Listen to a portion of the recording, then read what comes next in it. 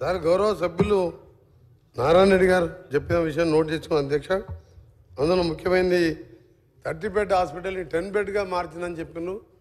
Junior college విషయం చెప్పిను.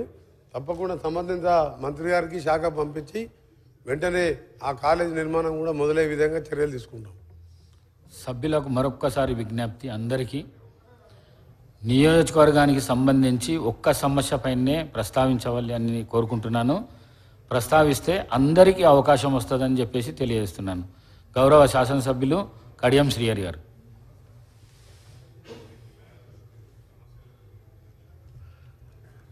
ధన్యవాదాలు అధ్యక్ష. అధ్యక్ష, స్టేషన్ గన్పూర్ నియోజకవర్గం ధర్మసాగర్ మండలం ఎల్కుర్తి గ్రామంలో సైనిక్ స్కూల్ ఏర్పాటు చేయడానికి ప్రభుత్వ పరంగా అనుమతినివ్వడం జరిగింది అధ్యక్ష. 2016లో నేను అప్పుడు డిప్యూటీ సీఎంగా ఉన్నప్పుడు మనోహర్ పారికర్ అని డిఫెన్స్ మినిస్టర్ గారు ఉండేది అధ్యక్ష, చనిపోయారు పాపం ఆయన. వారి దగ్గరికి స్వయంగా వెళ్ళి తెలంగాణకు సైనిక్ స్కూల్ కావాలని అడిగి తీసుకొని రావడం జరిగింది. నా కాన్ఫరెన్స్లో పెట్టాలని అప్పుడు పెట్టాము అధ్యక్ష. 2017లో అగ్రిమెంట్ కూడా జరిగింది డిఫెన్స్ మినిస్ట్రీతోని. అయితే 49 ఎకరాల 32 గుంటలకు ల్యాండ్ అలినేషన్ కూడా ప్రపోజల్స్ పంపించాం. అవి CCLA దగ్గర ఉన్నాయి అధ్యక్ష. నేను ఈ మధ్య ఒక వార్త చూశాను అధ్యక్ష.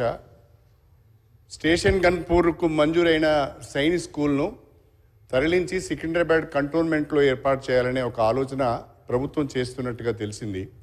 నేను ప్రభుత్వానికి చేసే సూచన ఏంటి అంటే, కేంద్ర ప్రభుత్వం మొన్నీ మధ్యనే దేశవ్యాప్తంగా కొత్తగా 100 సైన్స్ స్కూల్స్ను ఏర్పాటు చేయాలని నిర్ణయం తీసుకున్నది. మనం గట్టిగా అడిగితే, కొట్లాడితే మనకు కనీసం 3 నుంచి 4 సైన్స్ స్కూల్స్ కొత్తగా వచ్చే అవకాశం ఉన్నది. కాబట్టి స్టేషన్ గన్పూర్ నియోజకవర్గానికి మంజూరైన సైన్స్ స్కూల్ను యాజ్ ఇట్ ఈజ్గా అక్కడే నిర్మాణం చేయాలని, కొత్తగా కేంద్ర ప్రభుత్వం పైన ఒత్తిడి తీసుకువచ్చి మన రాష్ట్రానికి అదనంగా సైన్స్ స్కూల్స్ తెచ్చుకోవాలని చెప్పి నేను రాష్ట్ర ప్రభుత్వానికి సూచన చేస్తున్నా. ఎట్టి పరిస్థితిలో కూడా స్టేషన్ గన్పూర్ నియోజకవర్గం ఎల్కుర్తి గ్రామంలో ఏర్పాటు చేయదలుచుకున్న సైన్స్ స్కూల్ను మాత్రము మార్చవద్దని, తరలించవద్దని, నిర్మాణాలను వెంటనే చేపట్టాలని చెప్పి నేను ఈ సందర్భంగా కోరుతున్నా. ఇంకొక చిన్న ఇష్యూ అధ్యక్ష, మీరు చెప్పిన 3 నిమిషాల లోపే ముగిస్తాను నేను అధ్యక్ష. ఇంకొక చిన్న విషయము, ఇది మా వర్ధన్నపేట శాసనసభ్యులు నాగరాజు గారికి కూడా ఇదొక పెద్ద సమస్య అయింది. వారికి కూడా ఎన్నికలలో అనేక ఇబ్బందులు పడ్డారు. మడికొండ రాంపూర్ మధ్యన, మడికొండ రాంపూర్ ధర్మసాగర్ 3 గ్రామాల మధ్యన ఒక డంపింగ్ యార్డ్ ఉన్నది అధ్యక్ష. దాదాపు 30 ఎకరాల స్థల విస్తీర్ణంలో ఆ డంపింగ్ యార్డ్ ఉన్నది. దాని షిఫ్టింగ్ కూడా మడిపల్లి జయగిరి మధ్యన ఒక 150 ఎకరాల జాగా ఉంది. అక్కడికి ఆ డంపింగ్ యార్డ్ని షిఫ్ట్ చేయాలని చెప్పాము. ఈ డంపింగ్ యార్డ్ ద్వారా భూగర్భ జలాలు కలుషితమవుతున్నాయి.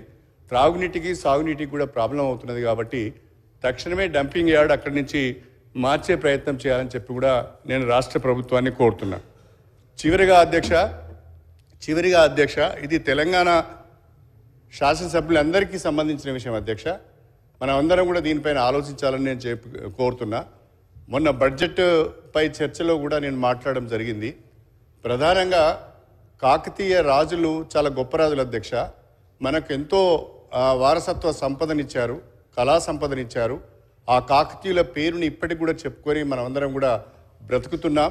బ్రహ్మాండమైన నీటిపారుదల వ్యవస్థను వాళ్ళు ఏర్పాటు చేశారు. కాబట్టి నేను రాష్ట్ర ప్రభుత్వానికి, మా శ్రీధర్ బాబు గారు LA మినిస్టర్ గారు ఉన్నారు, మిగతా మంత్రులు అందరూ కూడా ఉన్నారు, నేను మరీ విజ్ఞప్తి చేస్తున్నా, ఎట్టి పరిస్థితిలో కూడా రాష్ట్ర ప్రభుత్వ అధికార చిహ్నం నుండి కాకతీయుల కళా తోరణాన్ని, చార్మినార్ను తొలగించవద్దని చెప్పి మీ ద్వారా ప్రభుత్వానికి విజ్ఞప్తి చేస్తున్నా అధ్యక్ష. సార్ గౌరవ సభ్యులు పెద్దలు కడియం శ్రీహరి గారు చెప్పినట్టు సైనిక్ స్కూల్ విషయంలో 2017లో శాంక్షన్ అయినట్టు వారు తెలిపారు అధ్యక్ష. దాన్ని షిఫ్ట్ చేస్తున్నారని చెప్పి వారు చెప్పారు. కొత్త సైన్స్ స్కూల్ వచ్చినప్పుడు కొత్త ఏరియాలో శాంక్షన్ చేపిస్తాం. నాకు గౌరవ సభ్యులు